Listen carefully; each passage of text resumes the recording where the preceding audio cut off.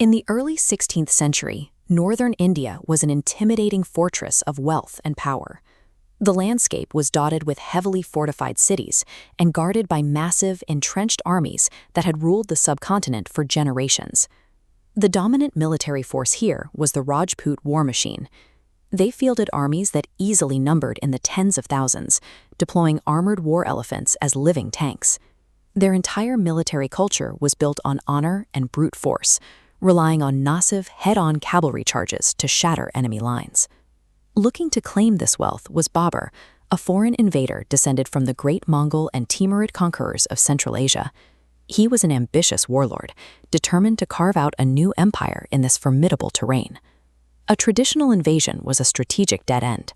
Babur's smaller, nomadic force simply could not absorb the casualties required to break through a direct collision with an entrenched Indian army. This tactical disadvantage reached a breaking point in 1527 at the Battle of Kanwa.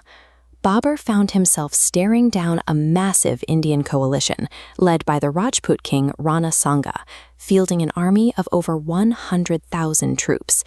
The sheer scale and ferocity of the Rajput forces paralyzed Babur's men. Gripped by panic, his commanders and soldiers actively begged him to pack up the spoils they had already won and retreat safely to Kabul.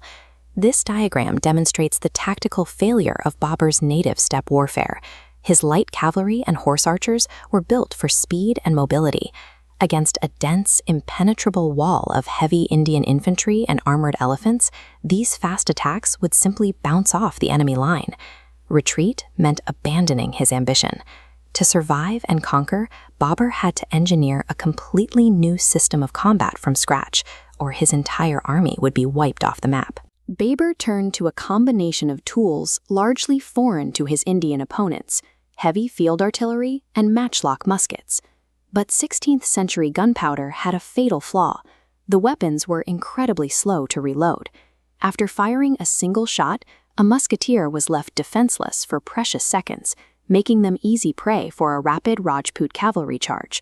To protect his weapons, Babur dragged hundreds of baggage carts to the front line, binding them with iron chains into a continuous barrier.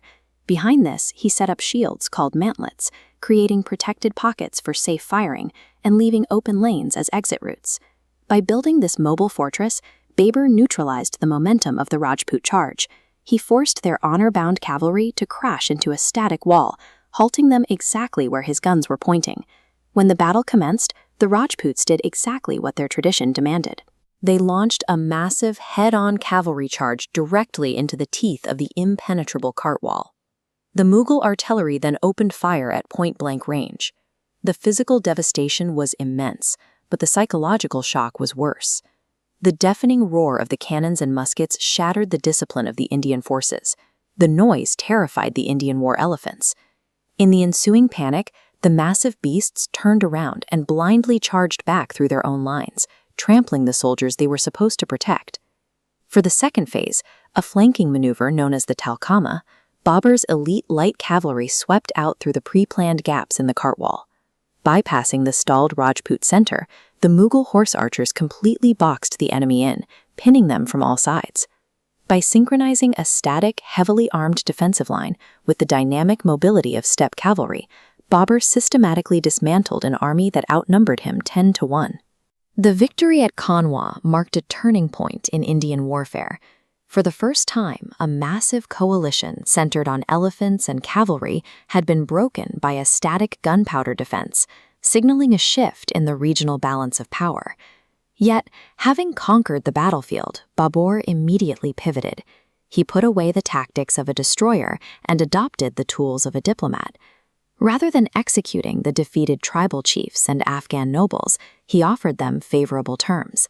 He allowed local leaders to keep their land and their titles so long as they pledged military support and loyalty to him. By co-opting these local elites and respecting indigenous social structures, Babur transformed himself from a nomadic foreign invader into an entrenched stationary ruler. He tapped into existing political networks to establish peace and build a unified administration. Babur's superior firepower won the battle, but his adaptability in both engineering warfare and integrating diverse cultures secured the peace. Through this dual approach, he established a dynasty that would rule India for centuries.